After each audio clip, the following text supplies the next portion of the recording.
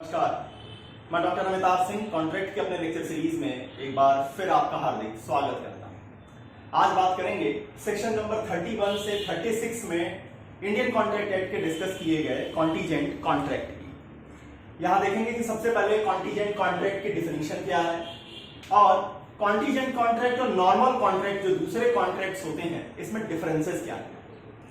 फिर यहां पर सेक्शन 32 आएगा जो किसी फ्यूचर के on happening of A uncertain future event के होने पर किसी काम को करने या नहीं करने के लिए जो करार किए जाएंगे वो कब एग्जीक्यूट कराए जा सकते हैं, कब आप उसकी परफॉर्मेंस की डिमांड कर सकते हैं।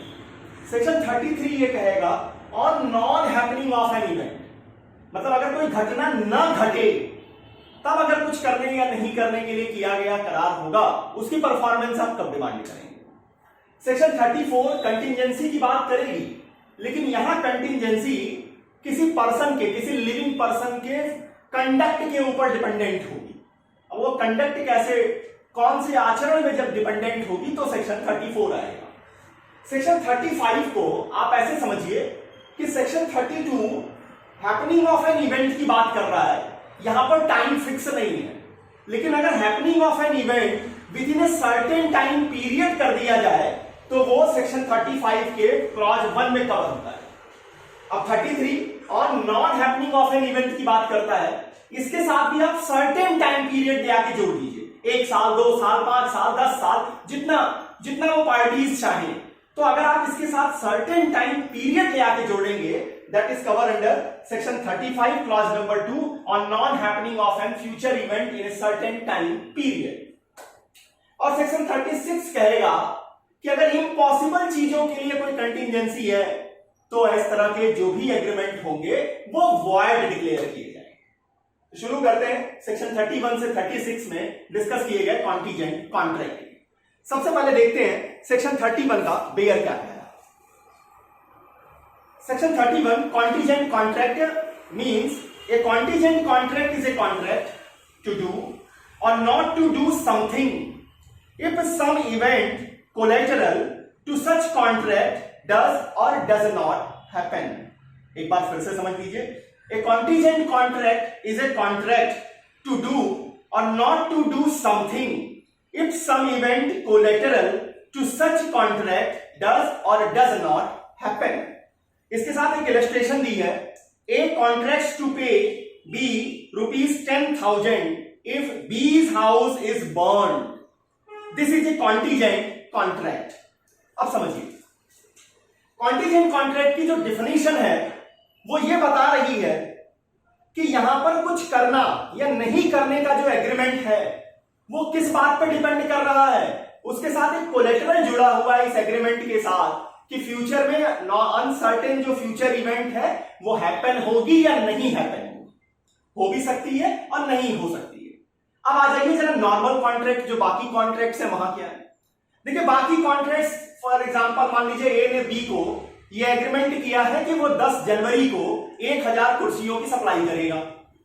अब यहां पर प्रपोजल अगर ए के साइड से दिया गया है, बी ने एक्सेप्ट कर लिया है, कंसिडरेशन है, इसमें वैलिडिटी की कोई दिक्कत नहीं है, तो ये एक वैलिड कॉन्ट्रैक्ट है। अब इसकी परफॉर्मेंस करने के लिए पार्टीज बिल्कुल तैयार और रजामंद है। इसमें बाहर की किसी घटना का कोई इफेक्ट नहीं होना है। ऐसा नहीं है कि वो ये कह रहा है कि 10 जनवरी को मान लीजिए कि अगर बी जिंदा रहा तो वो सप्लाई करेगा, अगर बी जिंदा ही नहीं रहा तो वो सप्लाई नहीं करेगा, इस तरीके की बात यहां नहीं है। अब वहीं आ जाइए कॉन्टीजेंट कॉन्ट्रैक्ट। कॉन्टीजेंट कॉन्ट्रैक्ट का मतलब ही है कि यहां पर कुछ ना कुछ एक्सटर्नल फोर्सेस काम आ रही हैं। वो क्या है, वो उस एग्रीमेंट के साथ जुड़ी हुई कोलैटरल्स हैं, वो उसी एग्रीमेंट के साथ जुड़ी हैं जिनका होना पार्टीज के वोल्यूशन पर डिपेंड नहीं करता।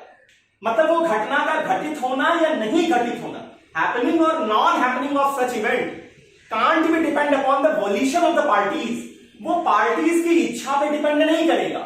इस चीज को समझ के चलिए। एग्जांपल, अगर आप कॉन्टीजेंट कॉन्ट्रैक्ट के एग्जांपल्स को देखिए तो चाहे आप हेल्थ इंश्योरेंस लेते हैं, चाहे आप अपने घर का फायर इंश्योरेंस कराते हैं, चाहे आप जीवन बीमा में टर्म इंश्योरेंस लेते हैं, ये जितने इस तरीके के इंश्योरेंस है, लाइफ इंश्योरेंस को मैं सीधे सीधे कॉन्टीजेंट कॉन्ट्रैक्ट नहीं कहता, उसका कारण क्या है स्पष्ट करूंगा।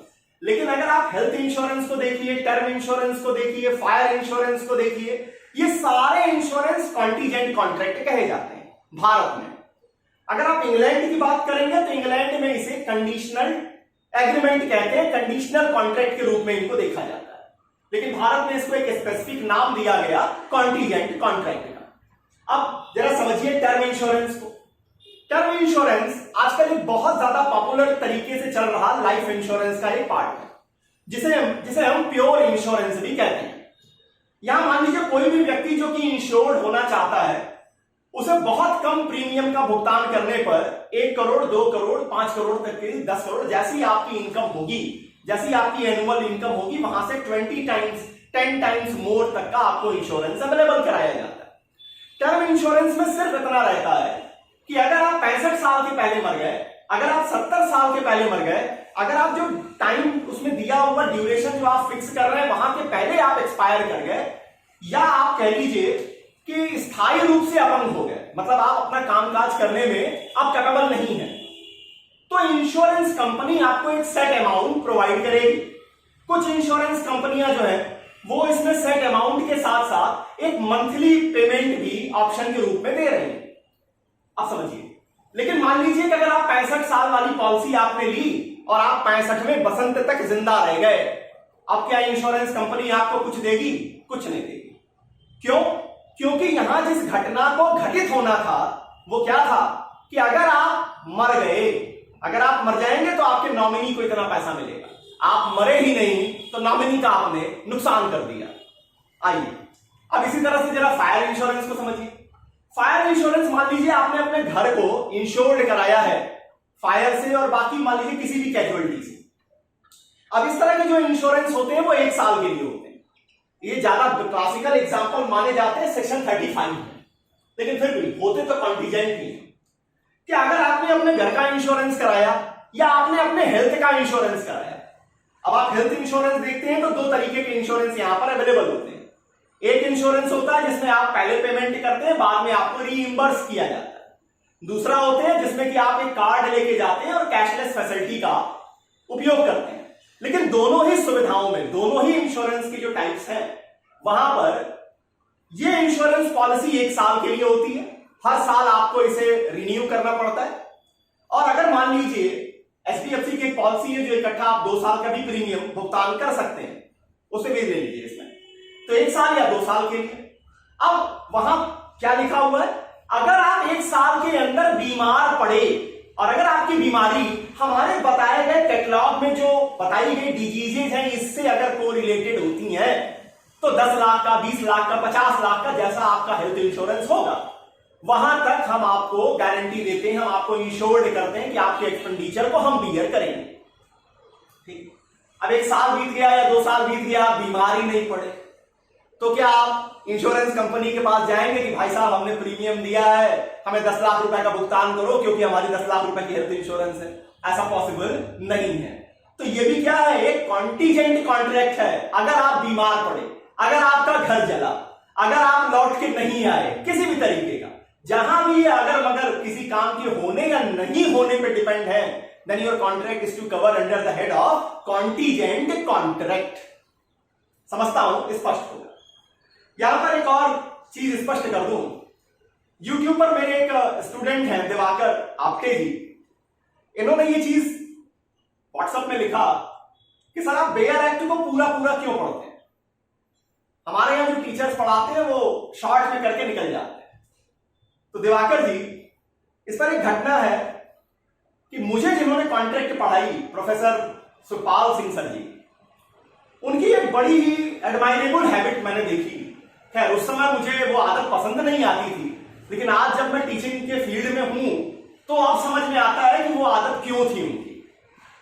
और वो करते क्या थे कि मान लीजिए उन्हें कोई भी बेयर पढ़ना होता था, जब भी वो क्लास स्टार्ट करते थे वो बेयर को जब पढ़ते थे, तो मान लीजिए उन्हें कॉन्ट्रैक्ट ऑफ गारंटी पढ़ना है, तो वो अगर उसके एसेंशियल में बताते हैं तो पहले एक बार कहते थे there are 3 parties in the contract of guarantee, फिर अगले सेकंड में कहते थे गारंटी की संविदा में 3 पक्षकार होते हैं। कितने पक्षकार? 3 पक्षकार। एक दिन मैंने क्लास में पूछा, मैंने कहा सर या आप एक बार इंग्लिश में एक बार हिंदी में और पूरा का पूरा बेयर क्यों पढ़ते हैं? तो उन्होंने कहा कि बेटे अगर ब्ला ब्ला ब्ला ब्ला ब्ला ब्ला करके अगर बेयर को पढ़ना है, और अगर ऐसा कोई भी टीचर पढ़ रहा है, चाहे वो आपके ही यहाँ का क्यों ना, चाहे वो हमारे ही यहाँ का क्यों ना, अगर वो ब्ला ब्ला ब्ला ब्ला ब्ला वाला है, तो प्रोफेसर सुरपाल जी ने कहा याद रखना वो अपनी पूरी जिंदगी में तुम्हारे लिए या किसी के लिए भी बस सिर्फ ब्ला ब्ला ब्ला ब्ला ही करेगा। मतलब मैंने पूछा कि क्या इसका मतलब? बोले जिस प्रोफेशन से मेरी रोटी है, जिस प्रोफेशन ने मुझे पहचान दी है, अगर मैं उसके जो सबसे एसेंशियल पार्ट है बेयर टेक्स्ट, अगर उसको पढ़ने के लिए मेरे पास समय नहीं है, तो मेरी स्टूडेंट कम्युनिटी के लिए या मेरे अपने लोगों के लिए मेरे पास कहां से समय होगा?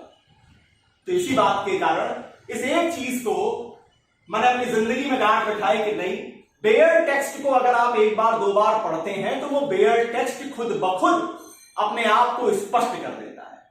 इसलिए अगर आप तैयारी कर रहे हैं तो प्लीज ये ब्ला ब्ला ब्ला ब्ला वाले लोगों से और ब्ला ब्ला ब्ला वाले कल्चर से दूर रहें। अब आते हैं सेक्शन नंबर 32 पर।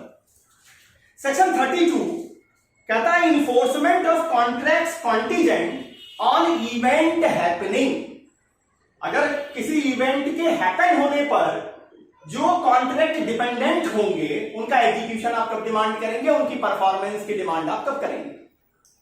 कॉन्टिजेंट कॉन्ट्रैक्ट्स टू डू और not to do anything if an uncertain future event happens can not be enforced by law unless and until that event has happened. If the event becomes impossible, such contracts becomes void। मतलब क्या इसका? Section 32 का कहना है कि आपने जो agreement किया है, आपका जो पूरा कॉन्ट्रैक्ट है, ये इस बात पे डिपेंड कर रहा है कि फ्यूचर में किसी बात के होने पर, किसी घटना के होने पर, अनसर्टेन फ्यूचर इवेंट के हैपन होने पर अगर कोई कॉन्ट्रैक्ट डिपेंडेंट है तो उसकी परफॉर्मेंस आप लॉ के जरिए कब डिमांड कर सकेंगे? जब वो घटना घटित हो जाए, उसके पहले नहीं। और अगर उस घटना का घटित होना इम्पॉसिबल हो जाए तब वो कॉन्ट्रैक्ट क्या हो जाएगा? वो बिल्कुल वॉइड हो जाएगा। अब इसे एक एग्जांपल से समझिए।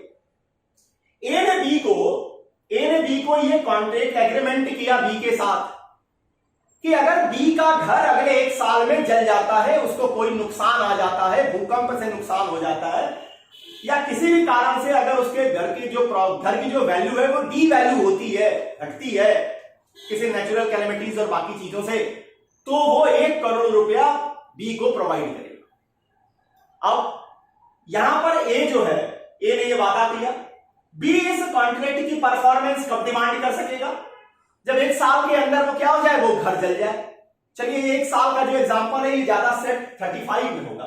यहां मान लीजिए कि ए ने बी को ये वादा किया कि अगर कभी भी तुम्हारा घर अगर आग से जल गया, अगर वो मान लीजिए भूकंप में खत्म हो गया, तो मैं आपको 1 करोड़ रुपए तक प्रोवाइड करूंगा। अब क्या होगा? अब यहां पर बी इस कॉन्ट्रैक्ट की परफॉर्मेंस लॉ से कब डिमांड कर सकेगा? जब वो घटना घटित हो जाए, उसके पहले नहीं। और अगर इस घटना का घटित होना इम्पॉसिबल हो जाए फिर क्या होगा? फिर ये वॉइड हो जाएगा। मतलब अब इसे समझिए, इस लास्ट वाले पैराग्राफ को। ए ने बी को ये वादा किया, बी के साथ एक एग्रीमेंट किया कि अगर बी सी से मैरिज कर ले, अगर बी सी से मैरिज कर ले तो ए उसे 10 लाख रुपए प्रोवाइड करेगा, प्रदान करेगा। अब यहां पर सी जो है, जिस समय ये एग्रीमेंट किया गया उसके थोड़े दिन बाद सी मर जाता है। अब बी का सी से मैरिज किया जाना इम्पॉसिबल हो चुका है, इसलिए ये जो एग्रीमेंट ए ने बी के साथ किया था ये क्या मान लिया जाएगा? ये अब वॉइड हो जाएगा सेक्शन 32 में। यहां पर एक केस आती है VP Desai versus union of India. ये कार इंश्योरेंस से रिलेटेड एक केस है, जहां पर एक कार को इसलिए इंश्योर्ड किया गया था कि कार को ट्रैवलिंग में दिया जा रहा था, एक जगह से दूसरी जगह पहुंचाने के लिए था। इंश्योरेंस कंपनी ने कहा था कि अगर इस ट्रांजैक्शन के दौरान, अगर इस ट्रांसपोर्टेशन के दौरान इंजरी होती है तो हम कार की कीमत को बियर करेंगे, हम इस जो लॉस होगा इसको हम बियर करेंगे। लेकिन ये कार इसके पहले कि उसको ट्रांसपोर्टेशन में दिया जाए, आग में आग लग के समाप्त हो जाती है, खत्म हो जाती है। अब यहां पर जो इंश्योरर था, जो कि इंश्योर्ड पर्सन था, उसने क्लेम किया कि मुझे कंपनसेशन मिलना चाहिए। कोर्ट ने कहा कि नहीं, ये कॉन्टीजेंट कॉन्ट्रैक्ट है, और यहां जो कॉन्टीजेंसी थी वो इस बात पे थी कि if any loss has been occurred in the process of transportation. अब अगर उस कार का समाप्त होना, अगर उस कार का नष्ट होना उस ट्रांसपोर्टेशन के प्रोसेस में नहीं है, तो फिर इंश्योरेंस कंपनी यहां लायबल नहीं है, वो एग्रीमेंट वॉइड है। अब आगे आइए, सेक्शन नंबर 33। पहले वाला था हैपनिंग ऑफ एन इवेंट, अब है on non happening of an event. अगर कोई घटना न घटे, उस पर अगर कोई कॉन्ट्रैक्ट डिपेंडेंट है तो क्या होगा।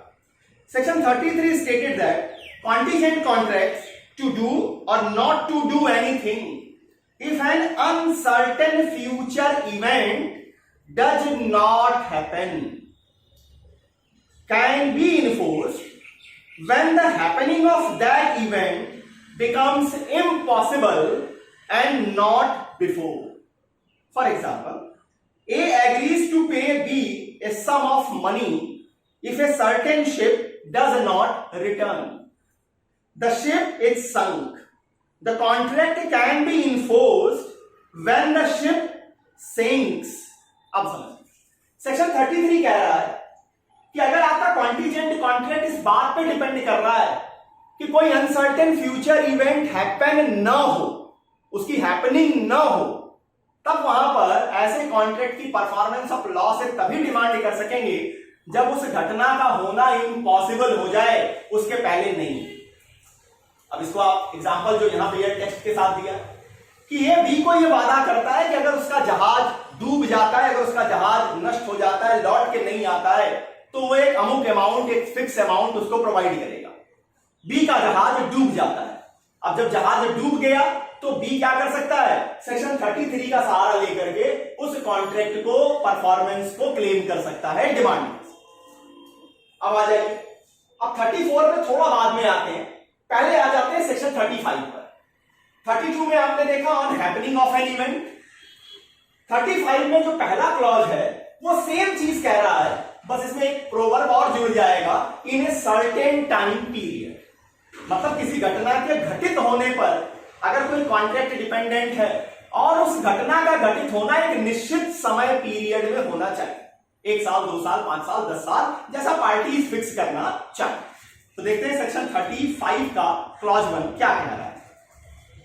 Contingent contracts to do or not to do anything if a specified uncertain event happens within a fixed time period becomes void if at the expiration of the time fixed such event has not happened, or if before the time fixed such event becomes impossible।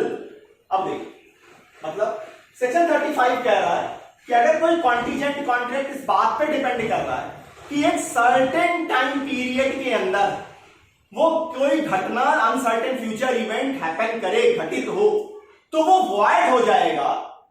कब? जब वो time period बीत जाए और वो घटना घटित ना हो, या टाइम पीरियड के बीतने के पहले ही उस घटना का घटित होना इम्पॉसिबल हो जाए। समझिए, जैसा मैंने आपको एग्जांपल दिया था हेल्थ इंश्योरेंस का या टर्म इंश्योरेंस का। एक व्यक्ति ने जो 21 साल का है, अभी वो जॉब में आता है, और सबसे बेस्ट समय होता है कि जैसे ही आप जॉब में आए वैसे ही आप अपने लिए टर्म इंश्योरेंस खरीदिए। जितनी प्राइम एज में आप टर्म इंश्योरेंस खरीदेंगे उतने ही कम से कम प्रीमियम में आप अपनी लाइफ को और अपने वेल बीइंग्स की लाइफ को पूरी तरह रिजर्व कर पाते हैं, पूरी तरह इंश्योर्ड कर पाते हैं, प्रोटेक्ट कर पाते हैं। अब इन्हें क्या किया, 21 साल के अपने प्राइम एज में उन्होंने 2 करोड़ का टर्म इंश्योरेंस खरीदा, और यहां लिखा था टाइम पीरियड फिक्स था up to the 65 age of mister ए।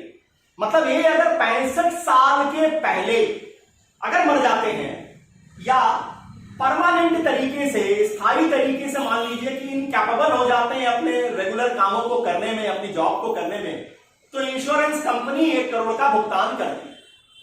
अब यहां पर सेक्शन 35 लागू हो रहा है, सर्टेन टाइम पीरियड है जब तक कि वो 65 साल का नहीं होता, अगर उसके पहले मर जाता है। मान लीजिए कि वो ये 65 साल का हो जाता है, अब क्या होगा, अब ये जो टर्म इंश्योरेंस है ये वॉइड डिक्लेयर हो जाएगा, ये वॉइड हो जाएगा।